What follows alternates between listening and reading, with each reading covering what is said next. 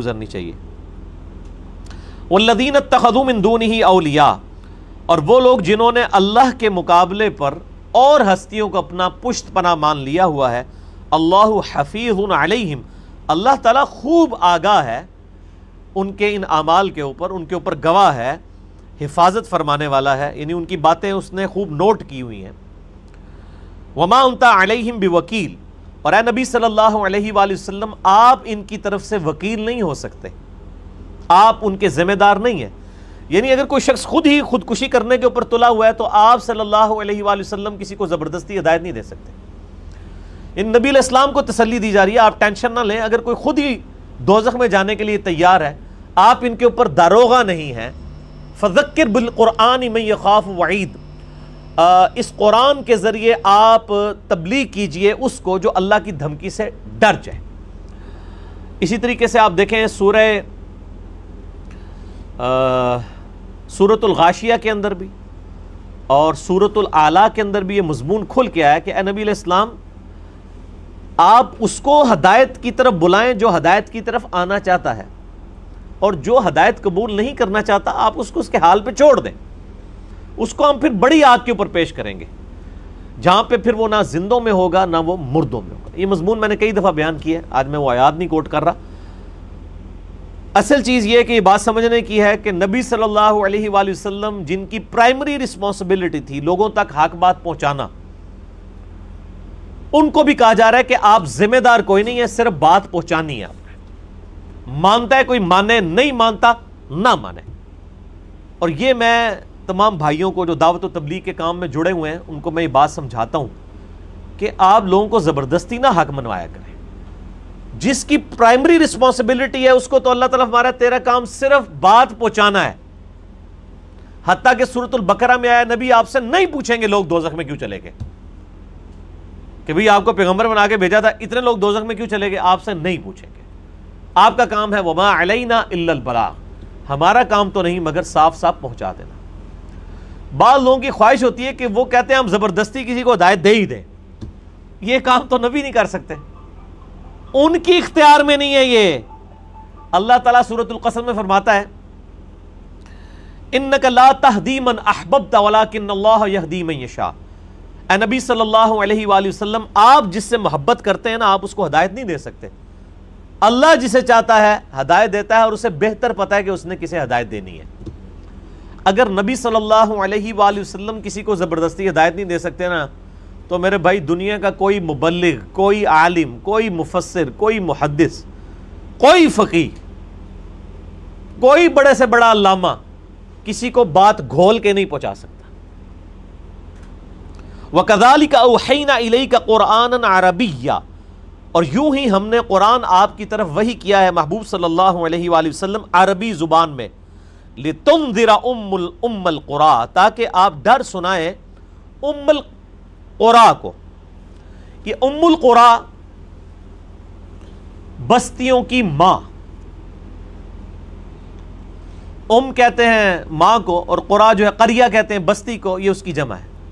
یعنی آپ کو ہم نے اسپیسیفکلی بھیجا ہے ام القریٰ میں رہنے والے لوگوں کی ہدایت کے لیے، بستیوں کی ماں، origin of all the cities, اور اس سے مراد ہے مکہ، جو سورہ آل عمران میں بھی آیا کہ اس روئے زمین پہ اللہ تعالیٰ نے سب سے پہلا گھر جو اپنی عبادت کے لیے بنایا وہ ہے جو کہ مکہ میں ہے، بکہ میں ہے۔ یہ دونوں نام مکے کے لیے استعمال ہوتے ہیں، مکہ بھی اور بکہ بھی۔ جیسے یہ انڈین شہر جو ہے وہ بمبے بھی ہے اور ممبئی بھی ہے، میم کے ساتھ بھی ہے اور با کے ساتھ بھی ہے، یہ بھی میم کے ساتھ بھی ہے مکہ اور با کے ساتھ بھی ہے بکہ، یہ سیم اینالوجی ہے وہی۔ تو یہ اللہ تعالیٰ نے گھر، یہ بستیوں کی تمام بستیوں کی جڑ اور ان کی ماں ہے، اس کی طرف آپ کو طویل خاص میں آپ صلی اللہ علیہ وآلہ وسلم کی بعثت خاصہ اہل عرب کے لیے ہوئی ہے، اسی لیے قرآن عربی میں ہے۔ ادروائز اگر آپ کی بعثت خاصہ سب کے لیے ہوتی پھر ہر زبان میں قرآن کا ایک ورژن ہوتا۔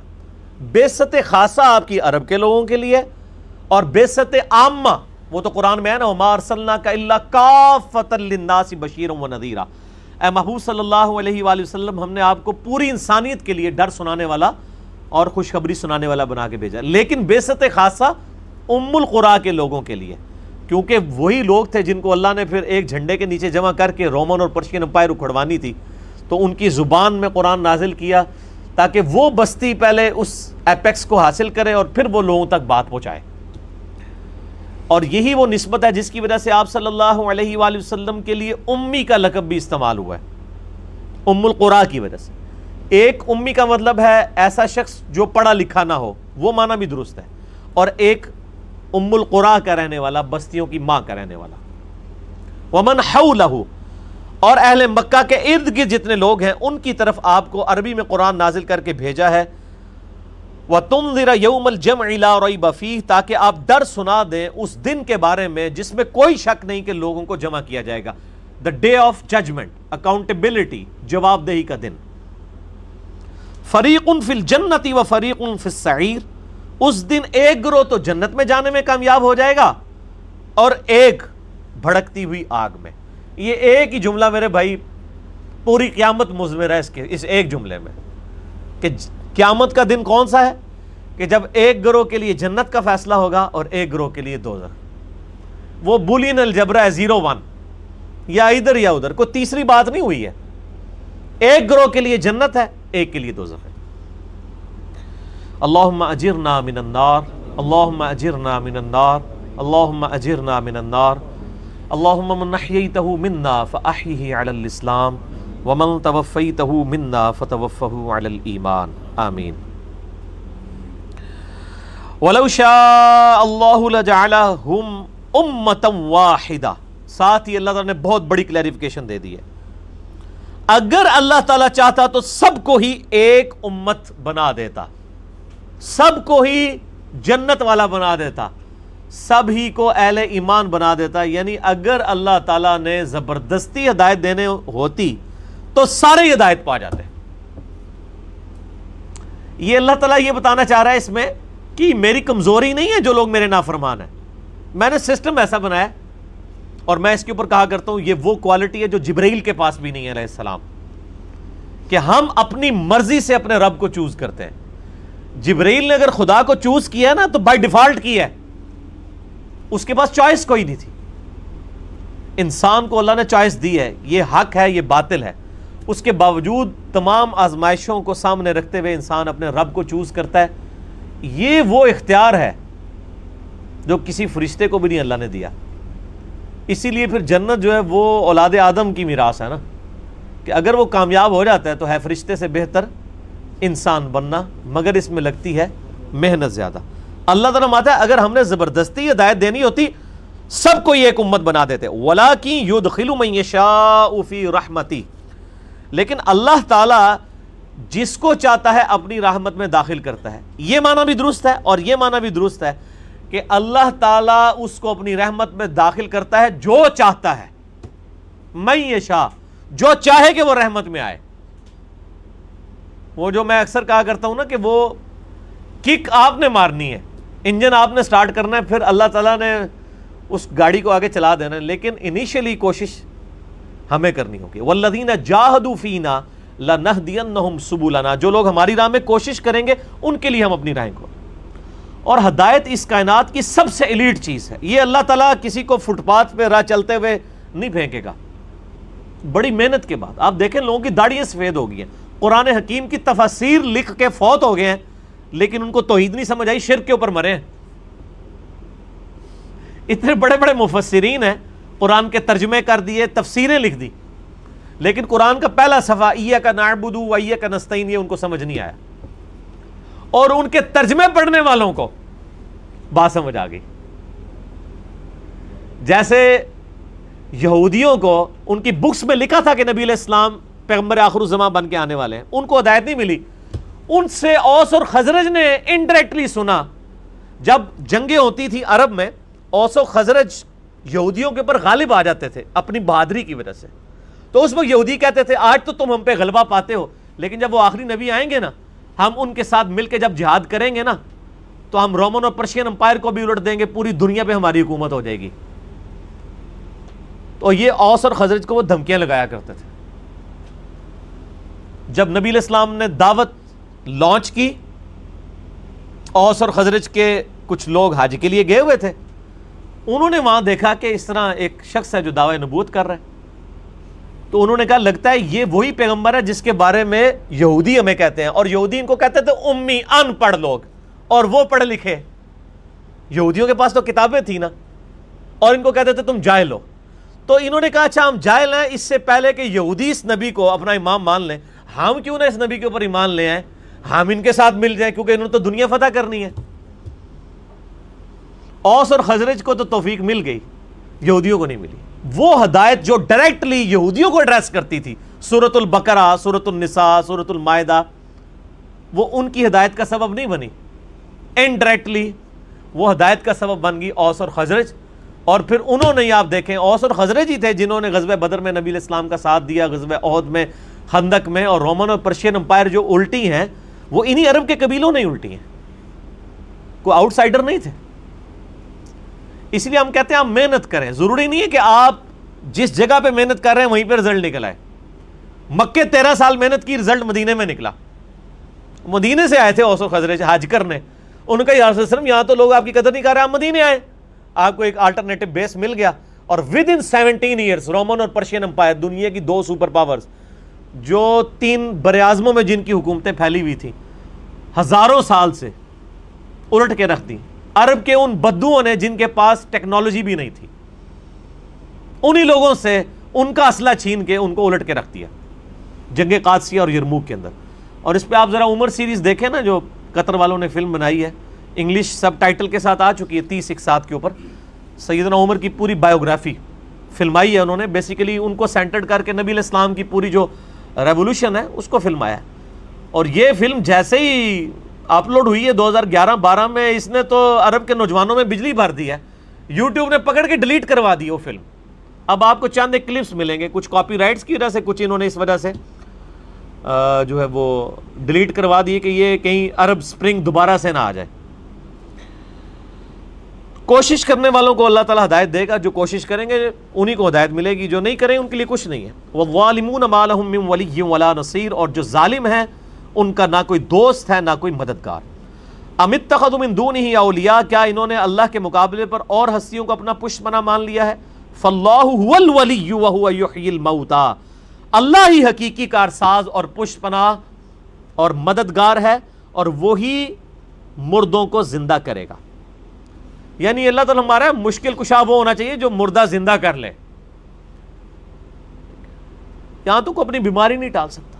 ہاں جھوٹے قصے کہانیاں مشہور کیے ہوئے جی, فلاں بزرگ نے جناب مردے کو زندہ کر دیا, فلاں نے یہ کر دیا, بالکل جھوٹ ہے, کوئی حقیقت نہیں اس کے اندر. میرا تو ایک کلپ بھی جھوٹ کے اوپر چڑھا ہوا ہے کہ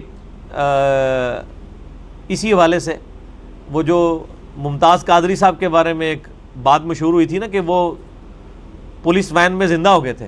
تو میرا ایک کلپ لاکھوں لوگ دیکھ چکے ہیں, کیا ممتاز قادری مرنے کے بعد دوبارہ زندہ ہو گیا تھا. تو اس میں نے سورۃ الانبیاء کی آیات کور کی تھی کہ نبی علیہ السلام کو کافر سب سے بڑا طعنہ یہی دیتے تھے کہ تم مردہ کیوں نہیں زندہ کر کے ہمیں دکھاتے. تو اللہ تعالیٰ نے اس کے جواب میں کہا کہ یہ جو معجزات ہیں یہ ہم اپنے نبی کو نہیں دیے ہوئے, آپ کا معجزہ ہے قرآن, جس نے بات ماننی اس سے مانے. مردہ زندہ کرنے کا معجزہ نبی صلی اللہ علیہ وآلہ وسلم کو بھی اللہ نے نہیں دیا. یہ قرآن میں سورۃ الانبیاء میں لکھا ہے, اور کچھ سورت کا نام بھی آپ دیکھ لیں, سورۃ الانبیاء, نبیوں کے بارے میں کیا عقیدہ ہو. چہ جائے کہ اتنے بڑے بڑے یہ لوگ دعوے کر دیتے ہیں, فلاں بزرگ نے کر دیا, اور اب دیکھ لیں وہ سارے بزرگ فیل ہیں, کیونکہ وہ پرانی باتیں بھی جھوٹ ہی تھیں. اب تو میڈیا کا دور ہے, اب جو بھی کوئی جھوٹ بولے گا وہ پکڑا جائے گا. اور کتنے لوگوں کے آپ دیکھیں وہ جھوٹ پکڑے جاتے ہیں, اور مٹیاں چاٹ رہے ہوتے ہیں, بعد میں پتہ چلتا ہے وہاں پہ کوئی عطر فیکٹری نے وہاں پہ وہ عطر پھینک دیا تھا, اس کی وجہ سے خوشبو تھی, وہ سارے مٹی چاٹ رہے ہوتے ہیں کہ پتہ نہیں کوئی بزرگ گزر گئے ادھر سے. تو یہ یعنی جہالت کی وجہ سے سب کچھ ہوا. اس لیے اب آپ کو اس طرح کا کوئی واقعہ رپورٹ نہیں ہوتا. اور میں ان کو اکثر کہتا ہوں کہ آپ کی تو آنے والی نسلیں ساری برباد ہو رہی ہیں بقول آپ کے. جو کتاب و سنت کے منہج پہ آتا ہے اسے کہتے ہیں یہ تو گمراہ ہو گیا ہے. اتنی اولادیں گمراہ ہو رہی ہیں, اب آپ کے بزرگوں کی ضرورت تھی کہ وہ سامنے آتے اور کوئی کرتب دکھاتے. جو 1965 میں جناب بم پکڑتے رہے ہیں, اب کتنے مسلمان ملکوں کو بموں سے تباہ کر دیا گیا. عراق تباہ ہو گیا, شام تباہ ہو گیا, افغانستان تباہ ہو گیا, پاکستان کی کمر توڑ کے رکھ دی. یہ بزرگ کس دن ہمارے کام آنے ہیں؟ پاکستان کی بجلی پوری کر دیتے. اب تو خیر کافی حالات بہتر ہیں، جب خراب تھی بجلی پوری کرتے ہیں، کچھ بھی نہیں. اور پھر حالت یہ ہے کہ دوسروں کو تو پھوکے مارتے ہیں، جب بیمار ہوتے ہیں تو ہاسپٹلز میں ان کو داخل کرواتے ہیں. میں نے آج تک کوئی بزرگ نہیں دیکھا کہ بیمار ہو تو اس کو اٹھا کے کسی مزار کے اوپر لے جائیں کہ جی جناب یہ بیمار ہو گئے ہیں، ان کا اپینڈکس کا آپریشن کر دیں. نہیں ہوتا. جیسے بیمار ہوتے ہیں ہاسپٹل میں لے کے جاتے ہیں، اور پھر ہاسپٹل بھی مہنگے والے ہاسپٹلز میں جاتے ہیں، اور آپ لوگوں کو انہوں نے اس طرف لگایا ہوا ہے کہ آپ ہم سے آگے پھوکے مروائیں. آپ دیکھ لیں نا یعنی کتنا کھلا تضاد ہے. ان کو بھی یہ بات پتہ ہے کہ یہ بس سارے معاملات چل رہے ہیں. اور میرے بھائی 1000 بندے کو آپ پھونک مار دینا، 10 بندے اس میں ٹھیک ہو جائیں گے جنہوں نے نیچرل پیس میں ہی ٹھیک ہونا ہوتا ہے. 2-4 بندے تو عثمان بھائی نے سیدھے کر دیتے ہیں پھونک مار کے، ٹھیک ہے، دل رکھنے واسطے. یہ تو مطلب ایک یعنی ایسی چیزیں ہیں کہ وہ لگ گیا تو تیر، نہ لگا تو تکا، یہ وہ چیز ہے. اللہ تعالیٰ فرماتا ہے کہ وَهُوَ عَلَىٰ كُلِّ شَيْءٍ قدیر، وہ ہر چیز کے اوپر قادر ہے. وَمَا اخْتَلَفْتُمْ فِيهِ مِنْ شَيْءٍ فَحُكْمُهُ إِلَى اللَّهِ، اور جس بات میں بھی تم اختلاف کرتے ہو تو اس کا فیصلہ تو اللہ کے سپرد ہے. ذَلِكُمُ اللَّهُ رَبِّي عَلَيْهِ تَوَكَّلْتُ، یہ ہے میرا رب جس پہ میں نے بھروسہ کیا. وَإِلَيْهِ أُنِيبُ، میں اسی کی طرف رجوع لاتا ہوں. نبی علیہ السلام کی مبارک زبان سے کہلوایا جا رہا ہے کہ جو تم مجھ سے اختلاف کر رہے ہو، اصل فیصلہ تو قیامت والے دن ہو جانا ہے، لیکن اس دن پھر فائدہ نہیں ہونا. قیامت والا دن اگر کسی کو یہ بات پتہ چلی کہ غلام احمد قادیانی دجال تھا، تو اب یہ ایک انفارمیشن ہے، اس سے کوئی اینڈ رزلٹ نکل نہیں سکتا، بدل نہیں سکتا کہ جی اس کو دنیا کا دوبارہ ویزا لگا دیا جائے کہ جاؤ جی ہوں دوبارہ جاؤ، ہوں جا کے تسی کہہ دینا کہ غلط سی. نہیں، دنیا میں ہی مرنے سے پہلے ہی سچائی کی تلاش کرنی.